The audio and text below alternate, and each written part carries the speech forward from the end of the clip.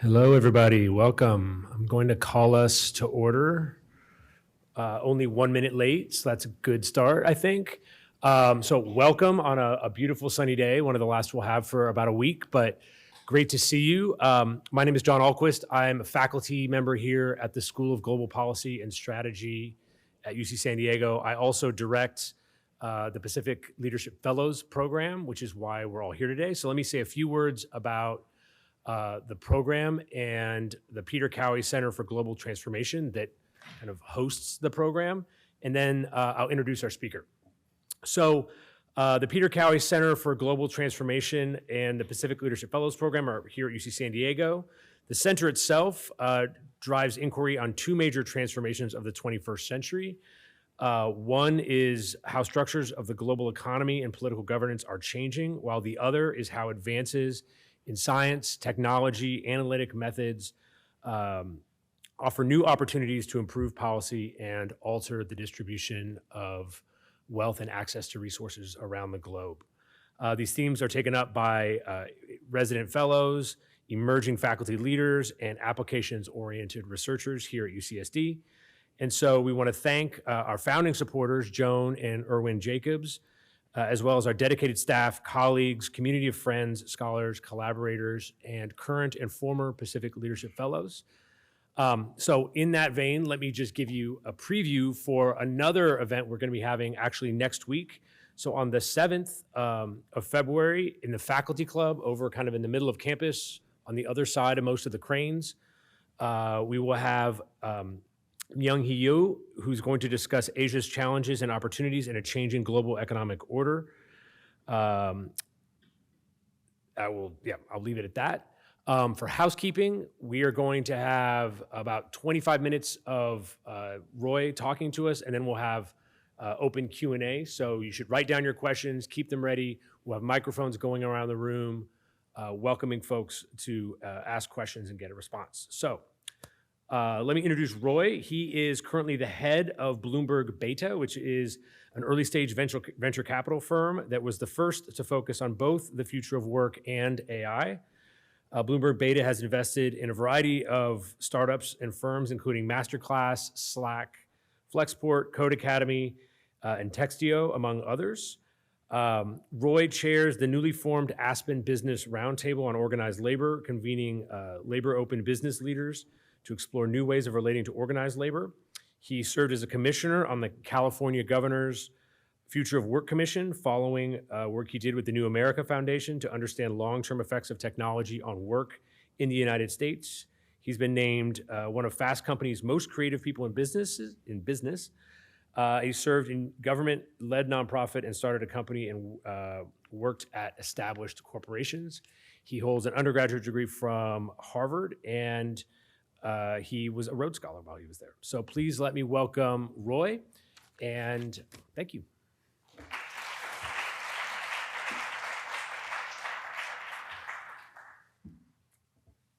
Thank you, John, and Greg. Everybody here has just been so welcoming. A week of a chance to get out of my head has been really valuable. And I just want to say, literally everybody has mentioned the oncoming rain tomorrow. So at this point, if it doesn't come, I'm going to be disappointed. I sort of said earlier that, Josh, that I arrived, the San Franciscan in me, and I'm a native New Yorker, I arrived to 1 hour of sunshine and I was really happy. And then 72 more hours followed. Well, not all sun because the sun went down, but it's really been a great opportunity. And so I'm going to talk a little bit about this topic, which is a surprising way that we learn to become small d Democrats, which is in the context of our working lives and the technology we use in our working lives, which, as a feature of modern work, oftentimes is now the technology we use in our personal lives too. So I hope everybody will have something that they can relate to here. And so if I had to boil my idea down to a single sentence, it is that we can get better at democracy. It is not something that is inherently something we are born knowing exactly how to do. That's an idea that many have developed, and I'll build upon. And that one way we can do it, not the only way we can do it, but one way we can do it is seeing the ways we already practice some of the skills that help make us better at being citizens, if you will, And in particular, work is the soil where that happens. We spend a lot of time at work communicating using technological tools, and so I'll elaborate on that a little bit. So I'll talk about sort of whether this is something that can even work and try to convince you that it can and that it's worth doing. And I'll spend most of the time talking about how, giving examples of the specific ways this comes up, and then reflect a little bit on what that means and what we might do with it. So, my business partner said maybe this is like an alternate title here is WhatsApp can build the muscle of democracy. And by the way, I'm going to share plenty of caveats. One is that I'm not going to take a position on whether in the aggregate technology is good or bad for democracy. There are plenty of critics who will tell you what technology's effects are. I'm just going to elucidate this one aspect. And I'll share a few reasons, first, not to listen to me. So I did not make it as a scholar. I was a dropout of a PhD program in economics. And, John, that was a very kind introduction. I'll notice the one gap was that I do teach at this other UC school that is in Northern California. We don't necessarily need to mention that, but maybe that's either a reason to listen to me or not to listen to me. I make my trade today as a startup investor, and I'll just say, as a startup investor, I'm kind of a very simple organism that's tuned toward finding things that have momentum. And being here, it's very clear when you're part of an institution where things are growing and building, and so I've definitely felt that all week. I've started companies, I've been an executive in large corporations, and then probably my most comfortable role is student. I love to learn about the aspects of what we do. I teach, like I said, up north, and then I try to use these roles that I've been fortunate to have to influence some change on the issues that I care about. And for me, that is work in America, which I think is not only the thing we do with more of our waking adult hours than anything else, but so central to whether we feel safe, whether we can subsist, what our family lives are like. And I've also worked in government. So, I'll just say from all these perspectives, the way I like to think of what I do is that I'm not led by a single ideology. I definitely have some strong beliefs, which I'll share some of, but I'm trying to find practical solutions to real problems that we have in unexpected places without overstating them. And so, I'll just say this topic is so broad that there is much, and you're welcome to ask me questions about any of it. My guess is I'll, lean on my favorite answer, which is I don't know. But I'm not going to talk about everything that this subject could include. Specifically, work itself is not intrinsically a democratic place. You have to work in order to make it so. And so I'm not making the case that work is good for democracy. I'm not going to talk about all kinds of aspects of the role of technology. I'm not going to talk about, socioeconomic class and how it interacts with the role of technology, race, gender, a bunch of other things. And I mean democracy in a very particular way. By which I'm not referring to our current American system of government, although I hope that this makes us better Democrats as participants in that government. And I also don't mean democratizing in the way that many people now use that phrase, by which they just mean more people having access to something or more people seeing something. To me, and I'm not a political scientist, but democracy means something very particular, and I'll share some thoughts on it. So first, I'll just say this is what I learned in school. What I learned in school is that, we're endowed with certain inalienable rights. I'm leaving out the creator part and the men part, but nonetheless, the core idea. And the implication I got from that is that if you set up the system correctly, which is, of course, what the founders of our country were trying to do, so of course they were focused on how the system ought to be set up, then in some sense, democracy follows automatically. That we know what we want as citizens, we make choices, we may educate ourselves in certain ways, we pick our representatives, and so just get the rules right, make sure suffrage is spread to a wide number of people, make sure that the voting laws are correct, and everything will work itself out. I no longer believe that. And I'll just say, part of the reason I no longer believe that is just watching how our government has functioned. And I've had some vivid personal experiences with my family.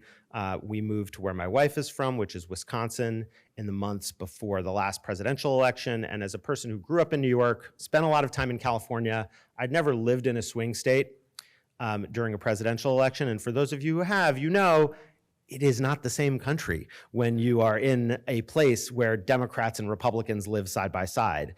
And so what I now believe is when I look around our country, we seem to be really bad at this thing called democracy. And I could trot out lots of reasons. If you disagree, if you think it's all working fine, then I don't have very much to share with you. But if you agree that it seems that we're out of shape at the practice of democracy, then maybe I have some messages for you. And a mutual friend of John and mine is a scholar at Johns Hopkins. And she wrote this line that really stuck with me, which is democracy is a muscle. Hahrie Han wrote this. And the reason I thought that was so powerful to think about is that the idea that individuals could practice the skills necessary to get better at democracy felt like a really meaty muscle idea. And beyond the kind of, the kind of superficial ways that we often mean it, I should read the news and make sure I'm educated on the issues, that there was something in the skills required. And as I've reflected on this question more and more, the natural to me kind of follow-up question is, if democracy is a muscle, where's the gym? Where do we go to actually build the muscle? And so I'm going to talk a little bit about that. And I think the stakes are very high here. I'll just say for individuals to get this right, I think in terms of just what they get from work, let alone from the society at large, the two things that in our studies of the future of work, and we've surveyed Americans over many years, it's pretty clear that the two things that are the fundamental, basic wants of working people, number one is dignity. It's just, do I feel like what I'm doing is worthwhile and that it belongs in part of a greater whole? And if you want to talk about the word, the roots of the word dignity, I'm happy to. And the other is stability, is that I just know that I'm safe. I know that I'll be able to put a roof over my head, provide for my family, et cetera. So I think that's part of what's at stake here if we can get this right. The second is this American promise that if I follow society's game by the rules, I've got a shot at a good life. And, writ large, should we get better at this? I think the state of democracy could get better. And, this is some of my short list of issues. I think we have issues both with elite control and some of its ills and with populist control and some of its ills at the same time. I don't know how you get those both at the same time, but a political scientist can explain it to me, et cetera, et cetera. And so because I'm a startup person, and I've spent some time with some of you this week who are involved in innovation, you know that a good innovator actually usually tries to find the lazy path, that we try to find the easiest possible way to solve the problem. And so, let's just look briefly at some easier ways to potentially solve this problem. One is Bob Putnam's, we should be in some associations where we bowling leagues and et cetera.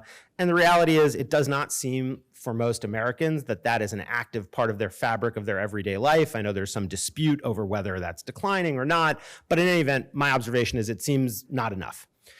Plenty of business people will tell you, well, the neoliberal view is just let the market help people sort into jobs and they'll have the resources they have, and money is speech and you can influence the system that way. Also doesn't seem to be working. Public education is meant to have some of the promise. If you think public education works just fine, then I definitely have nothing for you here. And then, of course, there are plenty of solutions that involve adjustments to or large whole-scale changes in government policy. Should we have a different system for electing our representatives? And my issue with almost all of those is that they often require a different electorate. So it's all well and good to say, I know what the policy should be, but it begs the question of how do you get there? And one of the reasons I think this idea of democracy as a muscle is so powerful is because it gives us a plausible path for how we might get there over time. And so, based on that observation and then some of my own personal experiences from the business world, the thing I'll say is democracy is about the exercise of power on one level. And nobody is born knowing how to exercise power. Power is a practice. It requires, the repeat exposure to occasions where you can make decisions and you get better at it. And for any green corporate executive, you know this firsthand. The first time you get asked, should you sell this version of the product or that version of the product, you realize that it's going to be easier the nth time you get asked that question. And then the second belief I have is if you look around at the lived experience of, I'll just speak for America because it's what I know, the most likely place I think where we will find the venue for that practice, the gym, is work, because it's a place where we spend so much time, and because for better and for worse, it's become so central to our identities. Probably the runner-up for me, maybe if I had to give this talk in a future year, might be media, is our experiences, watching, reading, et cetera. And video games, we'll save that for another day.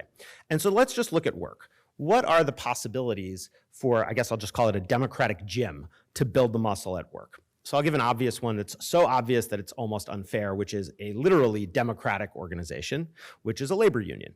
In a labor union, the members elect their representatives, those representatives enact policies on their behalf, et cetera. But labor unions are a lived experience for a very small minority of Americans. In the private sector, it's below 7%. Across the economy as a whole, it's roughly 10%. So I'll give you some examples that are more from my day-to-day life. A group of venture capitalists who have a shared identity. The East Coast reject venture capitalists who live in California. We all talk to each other. I'm part of a group of Jewish venture capitalists. We all talk to each other. Another example at work, an emergency response group. When COVID happened, the informal networks that sprung up to figure out, could we use technology tools to ship PPE? What were the policy changes we might need in terms of emergency assistance funds, et cetera? And then, of course, the water cooler at work is a kind of a democratic venue. It's kind of a salon. And today, that water cooler is not a physical space. I mean, sometimes it's a physical space. We can all, get something to drink later over here. But very often it's a digital space. It's the lobby of the Slack instance that you have at work.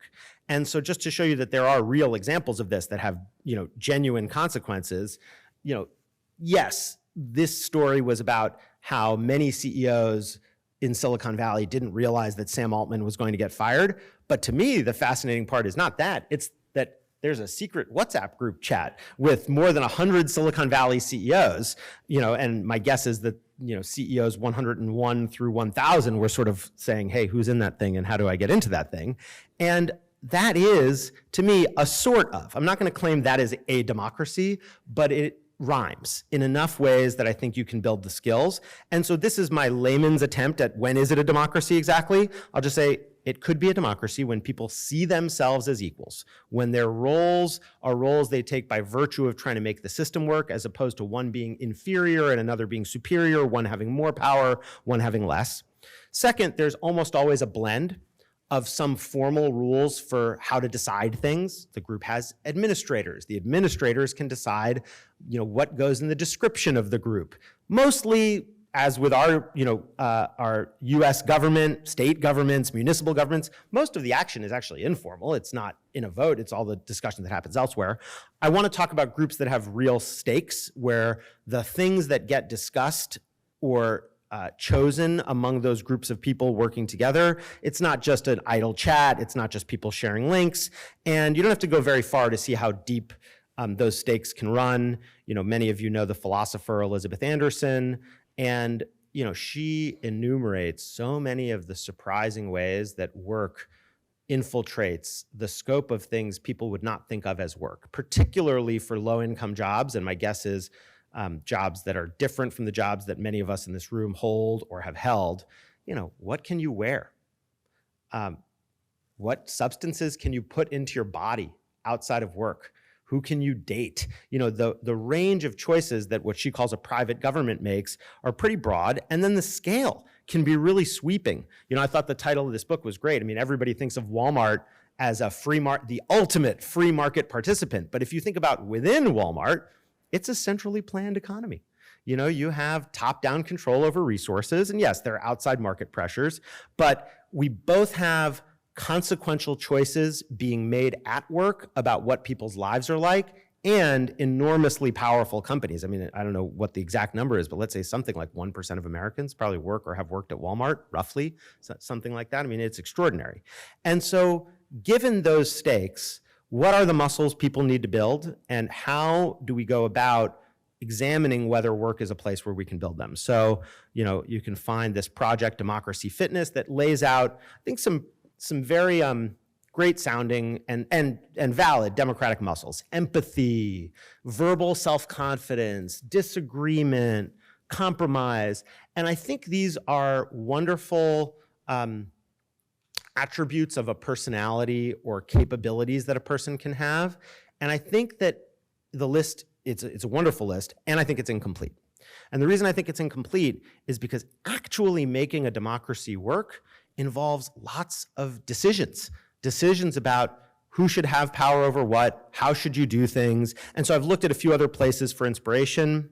Randall Collins wrote this book not about democracy, but about the field that some people call microsociology, about how so much of human society is actually just rituals linked together in some sequence, that you have a group of people that define some people as in, some people as out. They have some shared focus of attention. They have some shared feeling among them, and that the successful groups have certain hallmarks. They have a certain emotional energy. They have symbols that they use.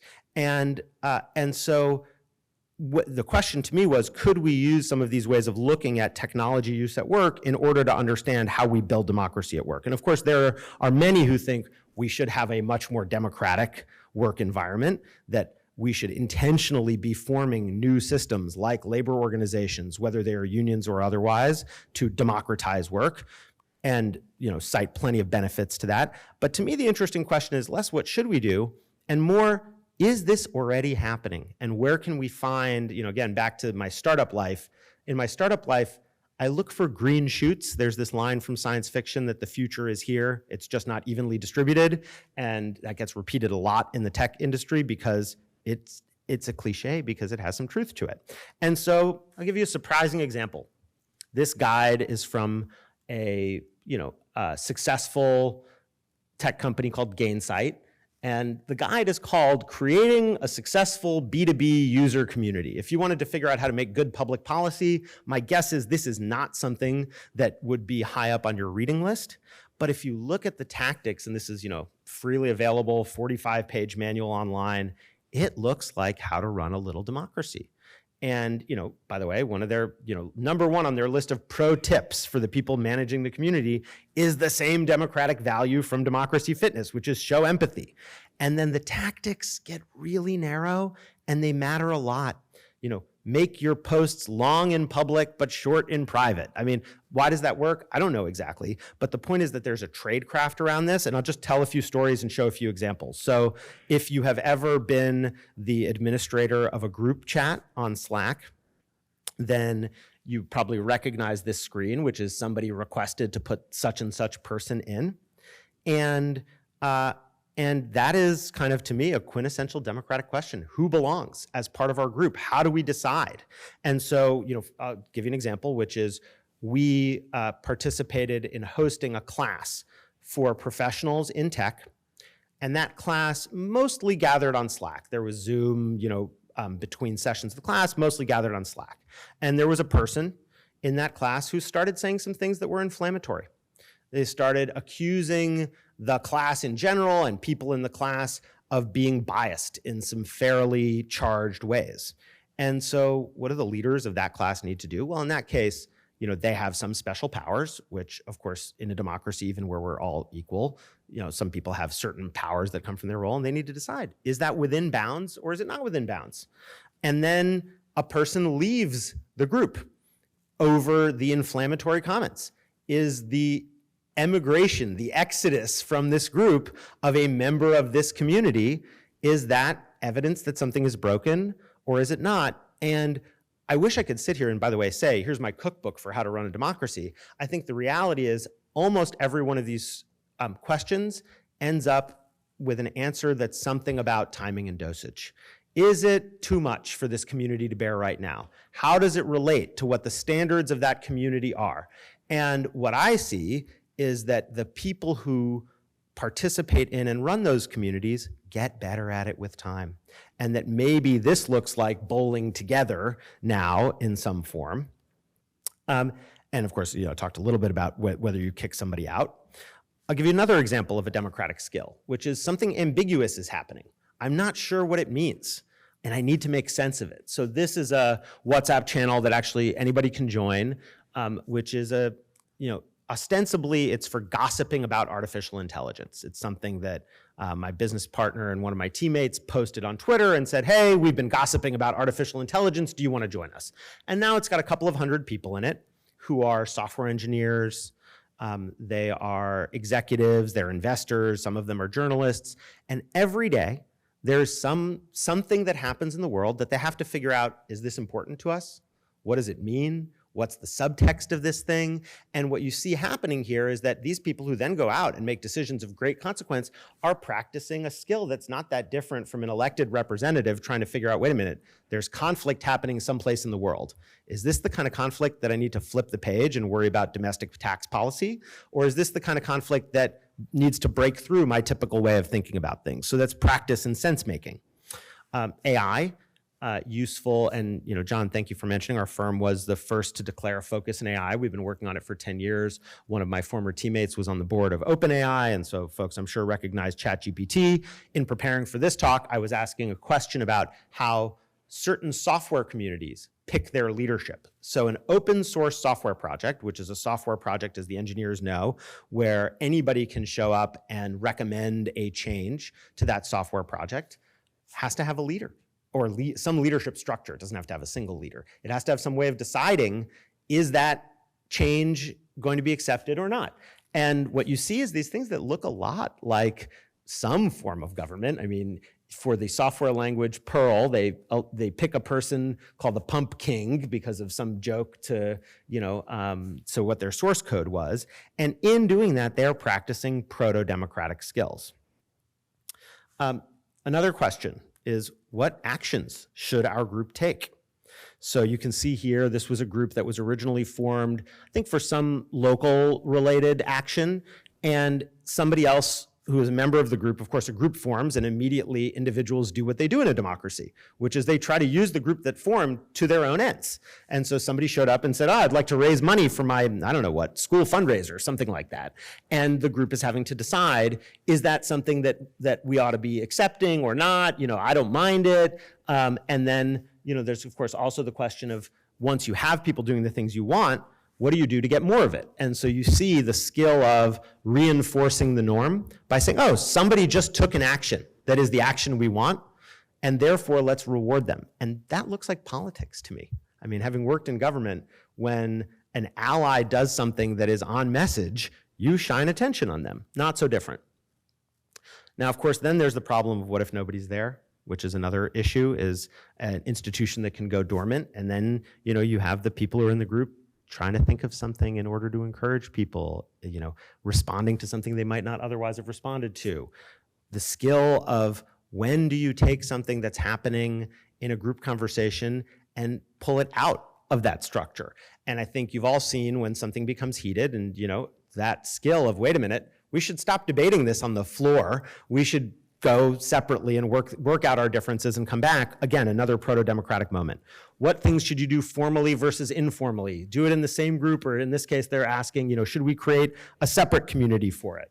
We'll talk about leadership for a second, and I'm gonna just run through a couple more of these examples. Who actually gets to decide how these things work? Well, in many of the conversational tools that I've seen used at work, the room where it happens is some back channel.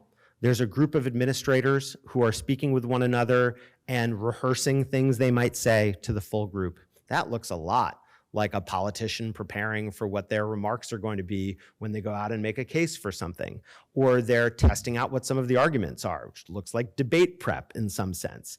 And so these back channels prepare people for that kind of democratic decision-making. I just want to come back to microsociology for a second and say the importance of symbols. So this is from within our own firm Slack from yesterday or something like that, maybe the day before. And you can see, that's me saying, I want to, congratulate such and such for a really good presentation that was done, and somebody else asking about feedback, fine. But the thing I want to point out is, I don't know if you know the happy birthday bird, but that third emoji there from the right is an emoji that I hadn't seen before until a younger member of our team a few years ago put it on something. And immediately I thought, okay, there's something different happening here. Maybe this is what the kids are doing. I don't really know. And in my mind, that became a symbol of, okay, this isn't just a regular thing to celebrate. This is a special thing to celebrate. And democracies need symbols to mark moments when something unusual happens. And I realize it's kind of ludicrous to zoom in and focus on the third emoji reaction to a Slack message, but these are skills laddering up to the kinds of things that can make something much bigger happen. And it is really how we encourage this sense of togetherness, of working alongside each other. And that's when I realized also that in addition to being a muscle, maybe democracy is also a feeling, is that it's a vibe that people have. And, I'll just say, I'll wrap in a minute, but I'll just say, if you want to see many more examples of this at work, open source software, because it is both in theory completely open and in practice rigidly and hierarchically controlled, is an endlessly fascinating set of examples about how this works. And so this book, Building in Public, is one of the few books I know about sort of the sociology of how an open source project works. I also think we're going to see more of this. So whatever tools we have now, there's going to be more. It might be good, it might be bad. This is from a project that OpenAI did where they made calls about the governance of OpenAI, of AI. But you'll see, socially democratic inputs to AI, enabling democratic deliberation in small group conversations with video calls, generative social choice coming out, making AI more transparent.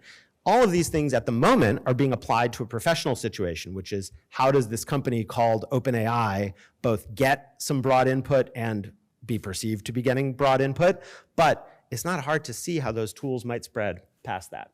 And so you probably have many critiques. I'll just say I didn't talk much about how representatives get picked. It's true. How leaders get picked, meaning the people who actually effectuate, the actions that need to be taken. There's no voting in anything that I've just shown, although, in principle, many of these groups can and do have voting. Of course, somebody may say, yeah, this is all nice, but it's kiddie stuff. We're playing here. We need real laws that actually enforce democracy. We need voting rights. And of course we do. I'm not trying to suggest that we don't.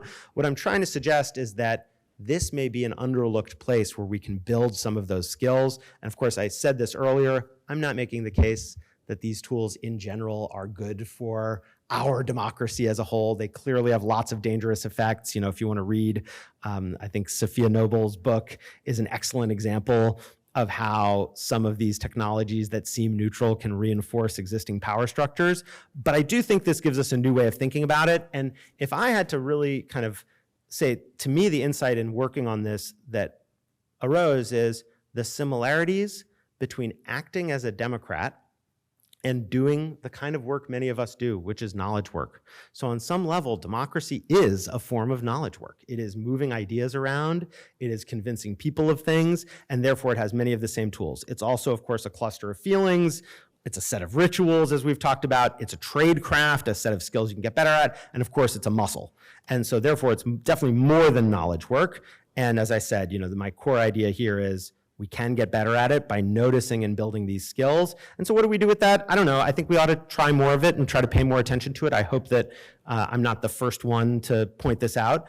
I think we ought to recognize when it is beneficial and specifically cultivate the moments when it can protect a worker from being dominated by a boss who is capricious and unfair and has power over their life. And I would love to see here at this university or many others, somebody actually put in the time to study this and figure, does it actually lead to other forms of democratic decision making? I don't know. And remember all my caveats, you shouldn't really listen to me because I'm a dropout scholar. And there's obviously plenty more complexity here, but I'm happy to talk more about it. And I'm grateful for the chance to have shared some of these ideas with you. So thank you.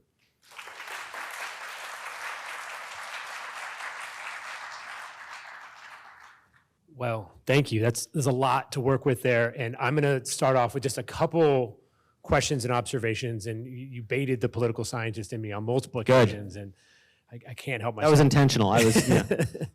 But then I think we'll be excited to hear some of the questions from the audience in the room. So the thing that stuck out most, you gave a list of things that you did not cover and did not talk about. And all of that is stipulated. But there's a very famous discussion and way of conceptualizing democracy as a system in which there are people who have different goals and objectives and hopes and desires, but they're somehow bound together through some other process.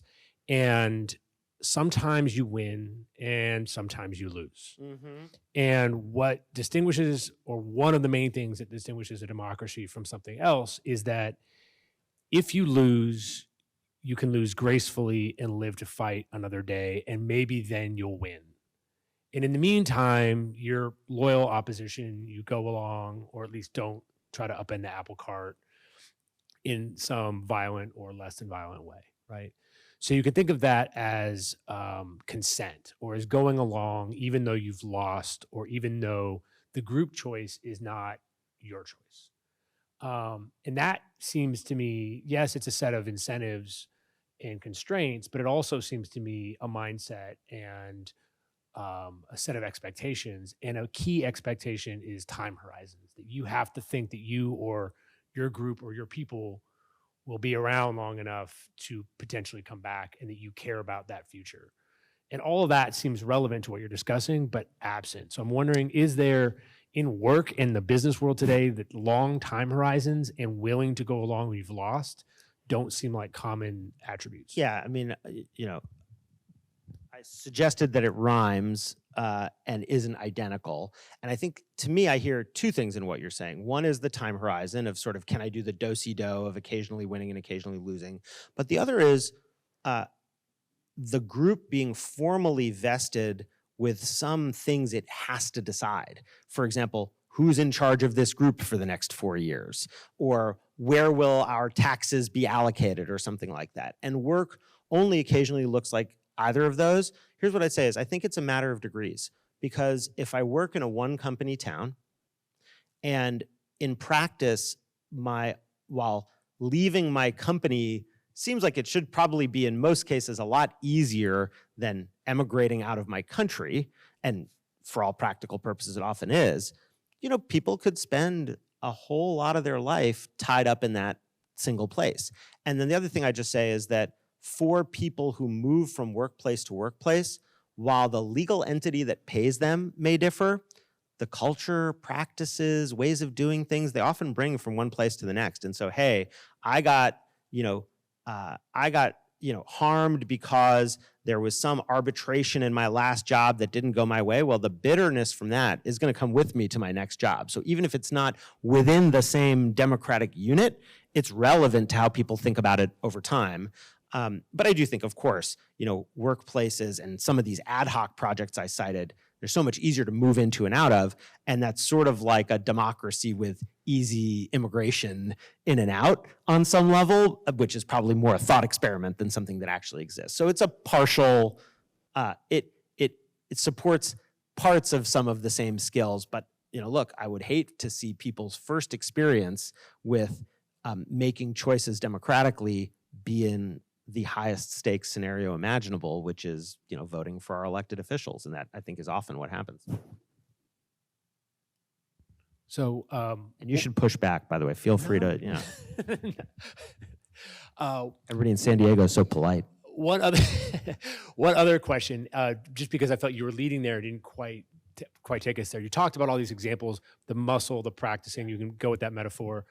But what I didn't see was, how does the practice, the working out, translate into an actual applied bigger D, bigger G government kind of setting? The gap was pretty big there. I think you're right. I didn't explicitly talk about that at all. And I guess, so I'd love for somebody to think out loud with me. I guess the theory to me is we get better at these things, and then the people who are doing these things end up in, look, in a lot of these groups, those 100 CEOs in the WhatsApp group are funding candidates for Senate and choosing what to lobby on. So they are, if not formally in our democracy in some named government role, they're certainly wildly influential. And everybody who ends up so if we fast forward the clock 10 or 15 years and imagine who are, like many people in this room have been in past lives, cabinet secretaries, government officials, elected representatives, school board, whatever it is, the chance that they won't have built a lot of their way of thinking about how that ought to work in these contexts, I think is zero. And so these contexts will shape how they show up in what is effectively another professional setting with somewhat different rules and very different consequences. But I think that's my theory, is that it carries with the individual as they learn and grow throughout life. I see a couple hands already popping up. So let's. And I would love to know who people are when you ask your questions. Hi, Meredith Munger. This is so much to wrap your brain around, and I'm fascinated by Sorry. this. No, it's great because it's making us think. But another factor in this is moral hazard and the consequences of bad behavior. Within a workplace, I am forced to work with people I may or may not agree with, may or may not be like, and I need to behave well or my survival is at peril. Yet, in a larger democracy, no offense, guys, but the most radical elements on both ends of the spectrum are people who are not at work, university students and retirees. And it's very easy to self-select out of the consequences of bad behavior. Moreover, the algorithms of social media allow us to groupthink and go to the areas where we are most comfortable with. And those areas are people who are saying, why should we compromise? There's no consequences. And part of the voting issue, the actual decision-making on the laws, people don't see those trade-offs, like the immigration bill. We might have 3 out of 4 things that we could really win on that, but maybe one thing we don't like, but that's not what's being discussed. It's all or nothing, vote yes or no.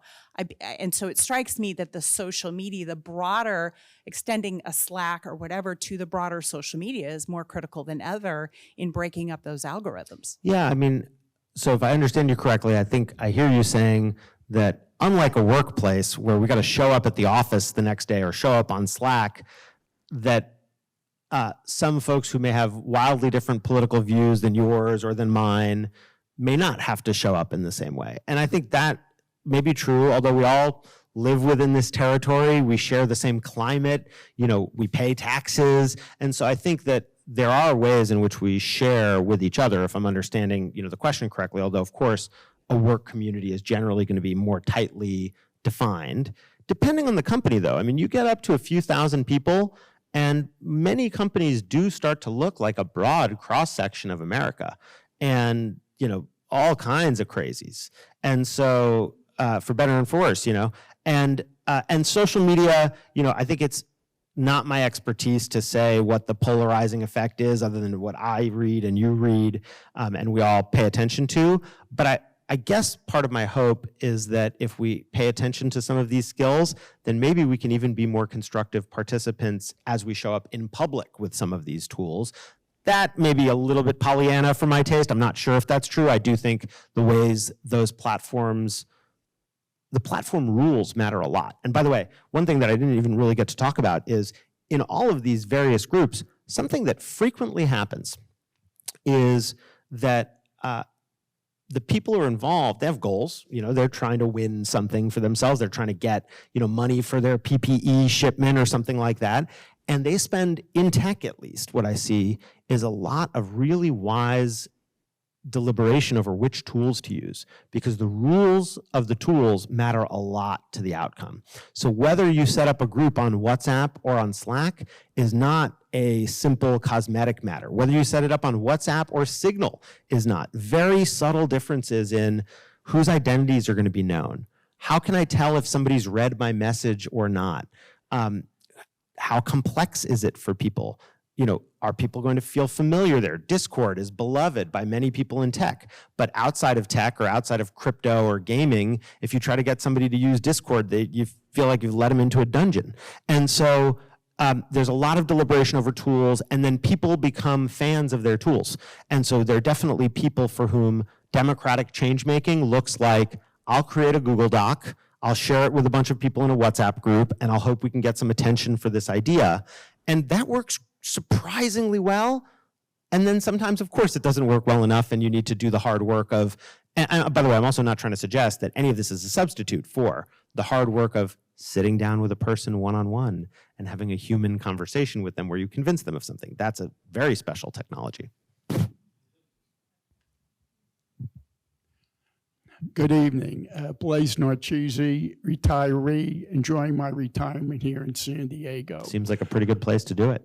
I read an article which claims the United States was never a democracy due to the Electoral College and the Senate. And I don't think I have to go over the article. You're probably aware of the issues with the Electoral College and the Senate. And basically, the article was that we've been basically ruled by a tyranny of the minority in this nation. And that's why we are where we're at. Thank you.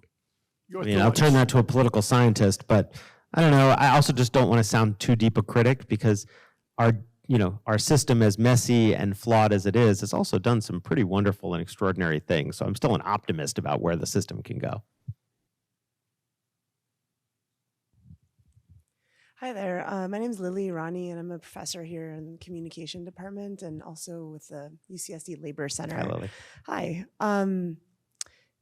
Hi. So one reaction I have, like hearing your talk, is that in some ways, like you have something in common with a lot of, like anarchists and union organizers that I know, and that they pay a lot of attention to the rules of engagement, the subtleties of how and where we choose our space. Something that didn't come up is like who brings the food and who does the childcare. Totally. And I used to work in tech in Silicon Valley, and so I was interested in like the context of like, what fires you up to make this argument now? Because like when I was in Silicon Valley, people would say things like, well, design by committee never works, and the Steve Jobs rule of people don't know what they want until you give it to them. It was low-key fascist. Yeah. And I've written a bit about it. So yeah, I was interested in you contextualizing the intervention you're making. Yeah, I mean, I remember joining a political group of some kind, and the first 15 emails I got were about the election of the grievance officer. And I was like, I don't have any grievances yet. Why do I care? I mean, I just joined this group. And so, I guess the reason I raise that is you're right that I am sympathetic to the view that the design of the container matters tremendously, and back to timing and dosage. I mean, I think design by committee never works unless there's a really strong head of the committee who manages to convince the rest of the committee and hear their perspectives and figure out who's going to do the childcare and who's going to bring the food. And I think it's a really good critique of what I said, because I think I was imagining part-time ad hoc affiliations and I think what I was trying to focus on is look at how lightweight this affiliation is, and still you can find these like little green shoots of proto-democratic behavior. But I think the more substantial they become in terms of time, the second you start saying, let's all get together, even digitally, simultaneously at the same time, it's a totally different ball of wax. Each of these is really its own different story. And it seems to me that a difference in technology, as technology tools develop, I'm very skeptical of arguments that the present is different from the past, because it all seems like those arguments almost always seem wrong. But one way in which I do think the present moment is different is the range of choices we have for sort of off-the-shelf rules about how your group might communicate. Well, you can communicate in this chat, or you can send it to everybody with a link and they can opt in. Or, okay, you can't send it to everybody with a link, but you can have people individually refer them, but you have to know their name. Whatever the rules are, it's so easy to experiment with all the different configurations that I guess my hope is we'll practice a lot more skills and learn a lot more. And yeah, so it's a long-winded way of agreeing with you.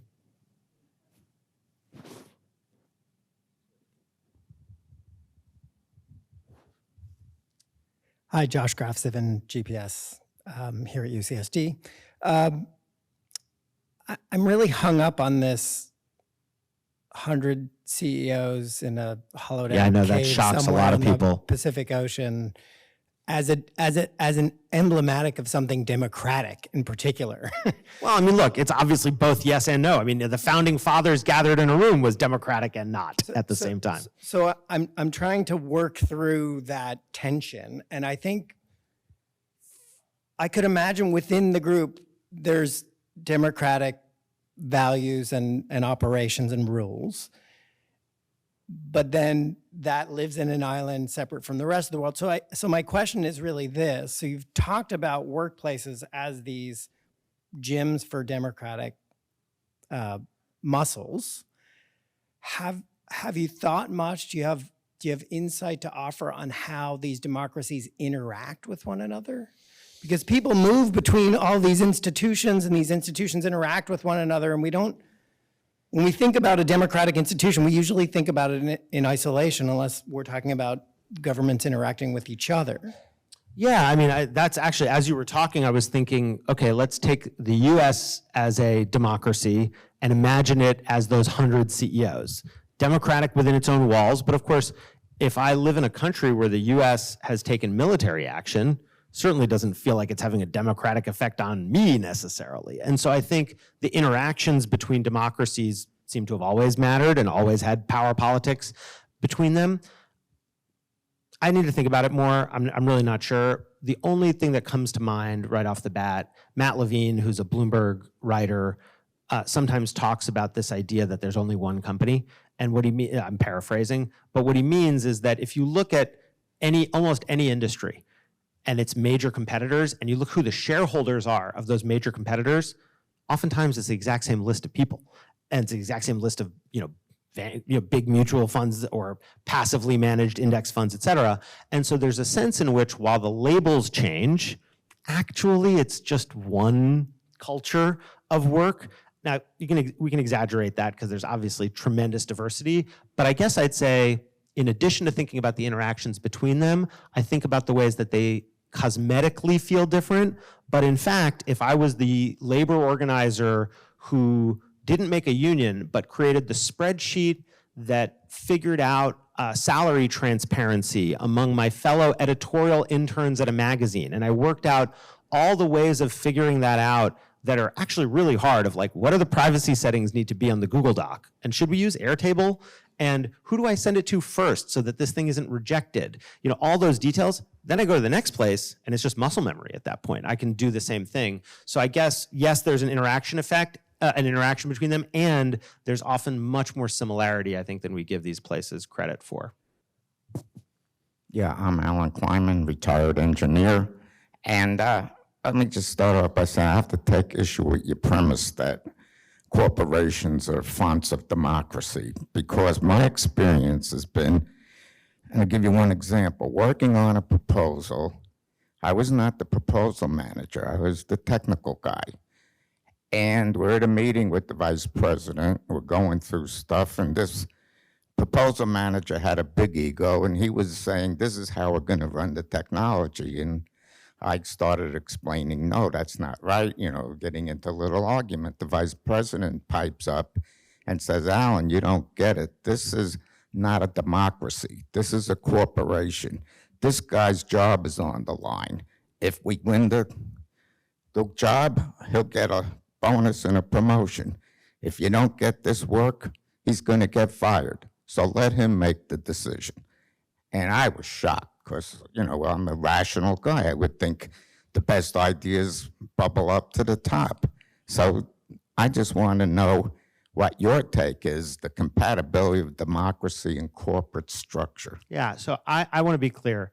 I am not arguing that a corporate structure is inherently a democratic structure. And by the way, the White House sits atop a structure we would call democratic. I don't think that within the White House it operates as a democracy either. That's probably about as, my guess, as hierarchical a corporation as things get. And so my only case is that it is surprising to think that within that structure where line management and egos and covering for territories and all these things come up, the fact that it's even possible to think of it as a place that you could become a better Democrat at all, that seems to me to be the surprise. One more last question.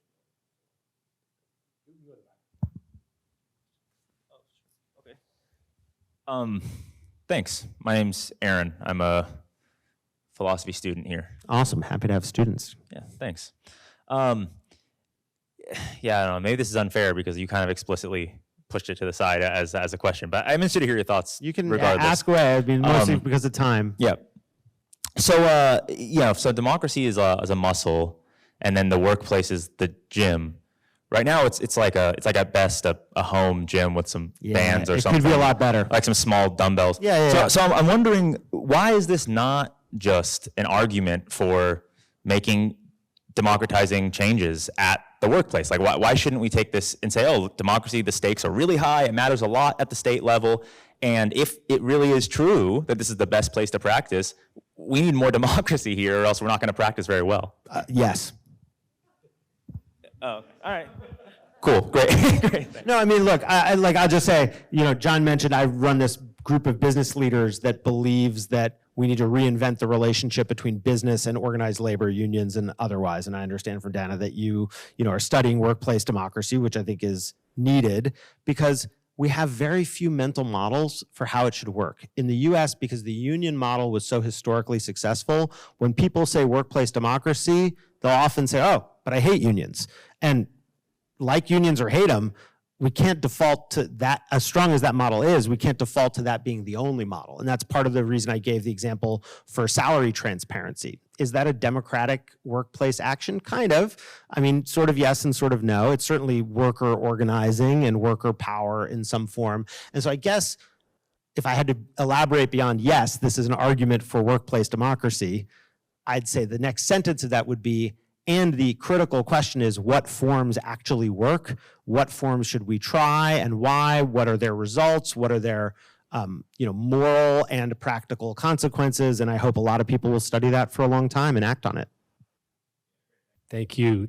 We're right on time. But I'm gonna close this, but we have about 20 minutes or so to have some snacks and beverages in the back. I know there's a couple extra hands that popped up. If you want to have a chance to bring them and talk to Roy, now is your chance. But please join me in thanking Roy Bahat, and we'll see you next week.